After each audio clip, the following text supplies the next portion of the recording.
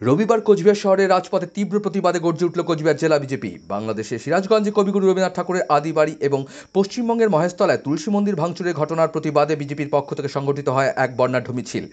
এই প্রতিবাদ মিছিলে নেতৃত্ব দেন কোচবিহার জেলা বিজেপি সভাপতি অভিজিৎ বর্মন। তার সঙ্গে উপস্থিত ছিলেন বিজেপি বিধায়িকা মালতী রাভা রায় সহ দলের অন্যান্য নেতৃত্ব ও একাধিক কর্মীবৃন্দ। বিক্ষোভকারীরা এদিন মাথায় তুলসী গাছ নিয়ে মিছিল করেন, যা প্রতীকী প্রতিবাদের মাধ্যমে হিন্দু ধর্মীয় অনুভূতির প্রতি আঘাতের প্রতিবাদ প্রকাশ করে।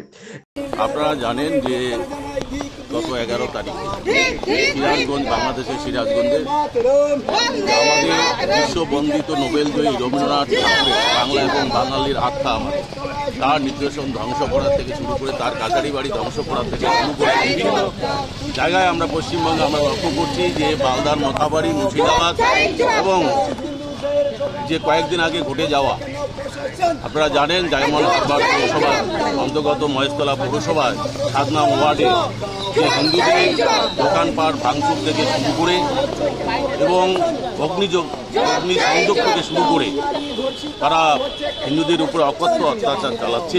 সেই সঙ্গে যে আমাদের হিন্দুদের যে সংস্কৃতি, সেই সংস্কৃতিকে তারা ধ্বংস করছে।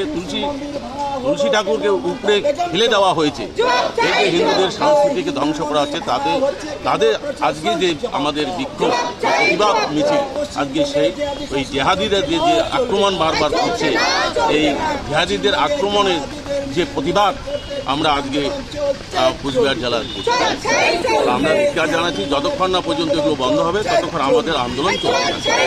বিজেপি কার্যালয় থেকে মিছিলটি শুরু হয়ে শহরের বিভিন্ন পথ পরিক্রমা করে। জেলা সভাপতি অভিজিৎ বর্মন জানান, বাংলাদেশের রবীন্দ্রনাথের স্মৃতি বিজড়িত স্থান ও পশ্চিমবঙ্গে পবিত্র মন্দির ভাঙার ঘটনা অত্যন্ত লজ্জাজনক ও নিন্দনীয়। আমরা এর তীব্র ধিক্কার জানাই এবং দোষীদের কঠোর শাস্তির দাবি করছি। এই মিছিল শুধু প্রতিবাদ নয়, এক বার্তা, ধর্মীয় এবং সাংস্কৃতিক পরম্পরার উপর আঘাত কখনো সহ্য করা হবে না। Bureau news, ABN 24x7, Cooch Behar.